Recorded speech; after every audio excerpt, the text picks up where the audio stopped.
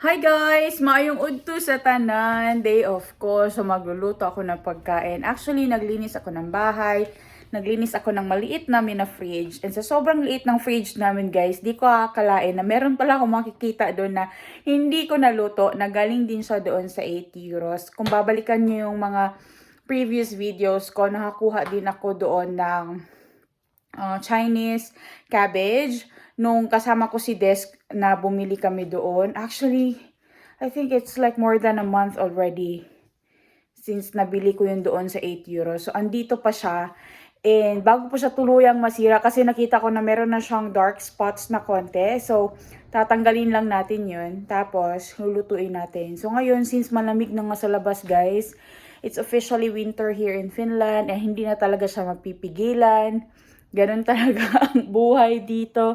So, right now, guys, it's snowing outside. It's quite cold. It's -2. But sa loob ng bahay namin, it's so warm because we're using our fireplace. Small fireplace as of the moment kasi hindi pa dumating yung check ng fireplace, guys. Hindi pa siya dumating dito sa bahay. So, we are waiting for him para magamit namin yung mas malaking fireplace talaga. But we have two fireplace that we're currently using to keep our house warm. And dun sa kwarto ni Anika, meron ding battery na heater. So, yun ang ginagamit. So, it's quite warm inside the house, but outside, it's quite cold. And it's snowing right now. So, kapag malamig ang panahon, guys, ang naisip ko lagi is sabaw. Sabaw. So, magsasabaw ako today, guys. Gagamitin ko yung mga vegetables na galing doon sa 8 euros sa aking sabaw today. So, ito na yung mga ingredients, guys. Ito yung kinalainan yung Chinese cabbage na nakuha ko doon. Tingnan nyo. Hindi pa talaga siya nasira kasi andun man siya sa chiller ng ref. Pero yung ibang part na, ayan na nga, nagkaganyan na yan. Pero it's okay. Magagamit pa rin natin yan. So, ito yung mga ingredients. Lahat itong vegetables, guys, nanggaling ito doon sa 8 euro. Kahapon, guys, bumili kami ng 8 euro food, diba? Tapos, meron akong tanglad na nakuha doon. Yan yun. Nanggaling na ito sa freezer. Kasi, nilagay ko siya sa freezer para ma-save talaga siya. Tapos, yung onion, galing din sa 8 euro. Itong garlic. Itong ginger. Tapos, itong zucchini. Matagal na rin to. Nakalimutan ko na lang din talaga. Tapos, itong scallions. Ito nga, itong tawag nito, kinalainen or Chinese cabbage, guys. Ito lahat ang gagamitin ko for today para sa aking sabaw. And of course, hindi pwedeng walang karne. So, meron pa kaming chicken na natira. Chicken breast yan. Kasi si Nico ayaw niya ng may buto. Kaya chicken breast yung binili ko. Actually, matagal na rin yan. Nung nagpunta pa kami ng Heino. Yan yung mga meat na natira. Tapos sobrang dami pa namin karne, guys, kasi nga yung horse meat, andyan pa rin, hindi pa rin ako nakakagawa ng steak or beefsteak or anong tawag nun, yung isang luto sa atin na kabayo, hindi ko pa siya nagagawa. So sobrang busy ko talaga, guys. And I really apologize if I will not be able to post videos every day kasi nga, guys, patay-patay din ako sa trabaho. Alam nyo na, hindi madaling mabuhay sa ibang bansa, maraming bills na kailangan bayaran. So, nagtitipid din talaga kami, guys. You will know the reason why in the near future kung bakit. And isa dyan sa rason is yung makauwi talaga kami ng Philippines. I'm getting emotional again. Isa talaga yan sa mga pinag-iipunan ko para makauwi kami.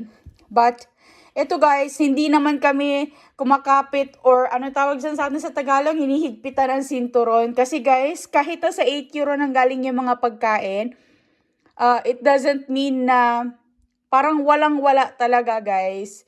Meron naman, it's just that we are trying to save as much as we can kasi nga napakasayang din naman ang pagkain na to and we need to think twice or thrice bago kami gumastos, guys. Lalo na sa mga bagay na hindi namin kailangan. And itong mga pagkain na to, guys, this will just go to the bin kung hindi namin siya bibilhin doon sa 8 euro. Ay napakasayang. So, I think it's a good thing na bumibili kami doon. Kasi, we are also helping the organization with their projects as well as nalilesen din namin yung basura ng mga fruits and vegetables, pati karne, guys, na sayang na napupunta lang siya sa basurahan. 'Di ba? So, ito lahat ang gagamitin ko today sa pagluto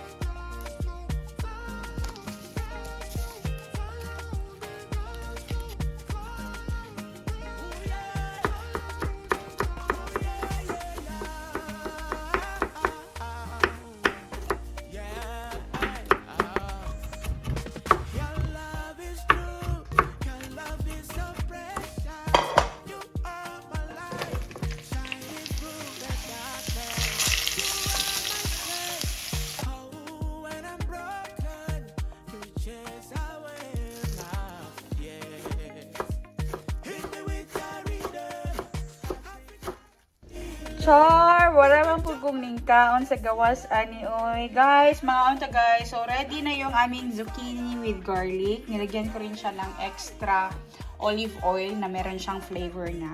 Tapos salt and pepper lang ang nilagay ko guys. Supposedly dapat meron pa siyang cayenne and yung paprika pero wala ako nun sa bahay. So kung ano lang meron yun lang. Pero ito talaga guys, ang pinakainahabangan ko yung sabaw. So busog-busog tayo dito sa sabaw guys. So kanin na lang o kaya wala ng kanin. Okay na. Tapos match na match siya sa aming weather ngayon kasi nga malamig.